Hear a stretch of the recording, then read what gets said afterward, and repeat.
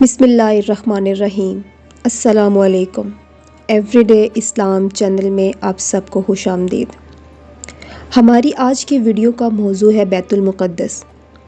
ہم آج کی ویڈیو میں جانیں گے کہ بیت المقدس کن کن مذاہب کے لیے اور کیوں اہمیت کا حامل ہے۔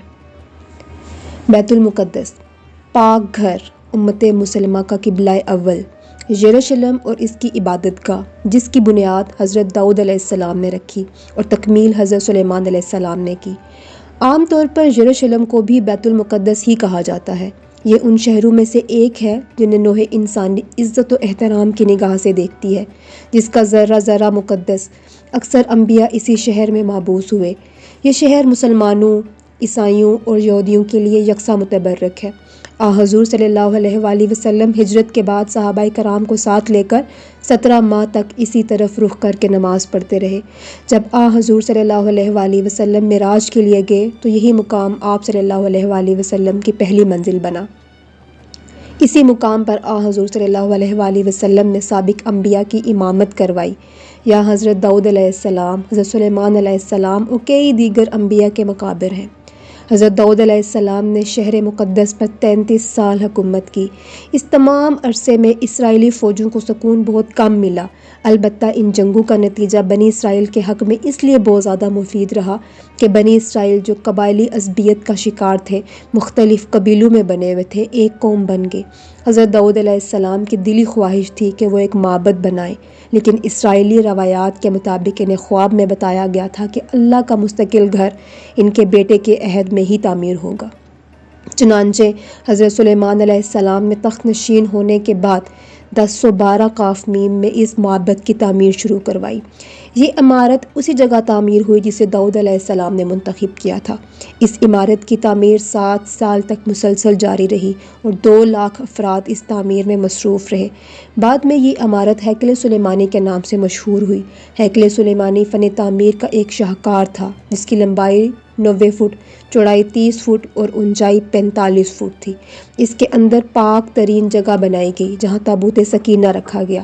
حضرت سلیمان علیہ السلام کی وفات کے بعد بنی اسرائیل کی ریاست 2 حصوں میں بٹ گئی۔ اس کے ساتھ ہی بنی اسرائیل فواحش، حرام کاری اور عیاشی میں مبتلا ہو گئی اور انہوں نے ایک اللہ کو چھوڑ کر بتوں کی پوجا کرنا شروع کر دی۔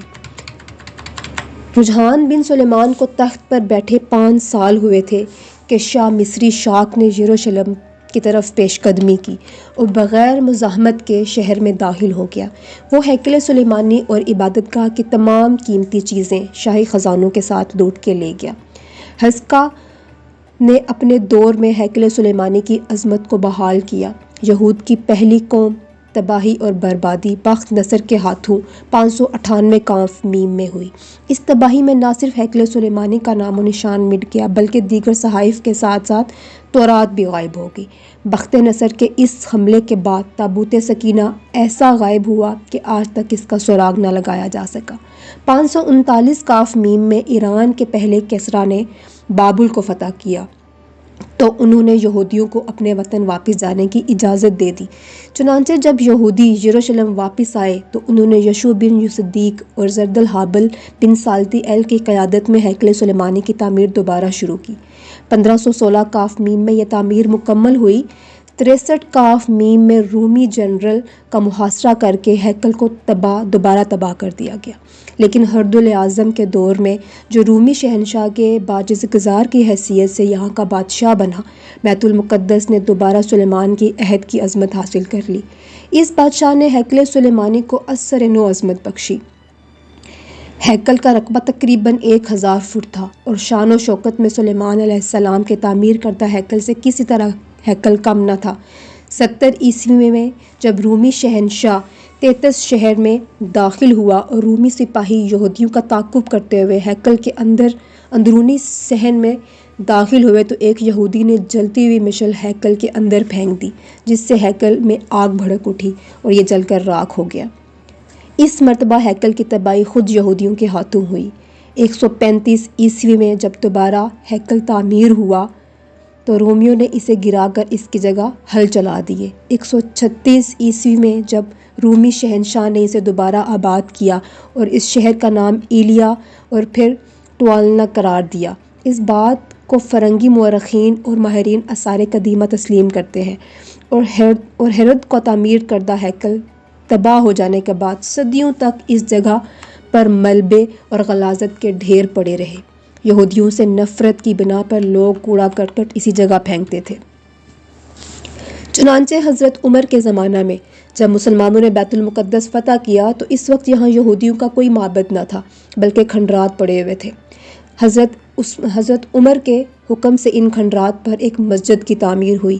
اس قدیم سیاہ ارکلف نے ایک اور سادہ مسجد کا ذکر کیا جو 670 عیسوی میں مقدس مقامات کی زیارت کے لیے بیت المقدس بھی آیا۔ تقریباً اسی سادہ سی تعمیر کے 50 سال بعد اموی خلیفہ عبد المالک بن مروان نے 72 ہجری 290 عیسوی میں مسجد اقصیٰ اور قطبۃ الصخرہ کی بنیاد رکھی۔ یہ قطبۃ الصخرہ کی تعمیر ہی مکمل کر سکا۔ مسجد اقصیٰ کی تعمیر کا جو ادھورا کام رہ گیا تھا ولید بن عبد المالک نے تعمیر کرایا۔ وہ مقدس مقامات جن کی بدولت یہ مقدس شہر مسلمانوں، عیسائیوں اور یہودیوں کی عقیدتوں کا مرکز ہے، اکثر و بیشتر شہر کے مشرقی پہاڑ پر ایک احاطہ ہے جس کو مسلمان حرم شریف اور یہودی بیت اللحم کے نام سے پکارتے ہیں۔ یہ بیت المقدس کا مقدس ترین حصہ ہے۔ ڈاکٹر برکلے کے بیان کے مطابق حرم شریف 35 ایکڑ پر مشتمل ہے۔ مسجد اقصیٰ اور بیت الصغریٰ اسی حرم میں ہے۔ حرم میں جگہ جگہ بلند مقامات ہیں جنہیں مسلمان محراب کہتے ہیں اور ان کے سامنے نوافل ادا کرتے ہیں۔ حرم شریف میں 4 حوض وضو کے لیے اور 5 ممبر واعظین کے لیے ہیں۔ مستورات کے لیے 3 مقصورے ہیں۔ اندرونی اور بیرونی دروازوں کی تعداد 50 ہے۔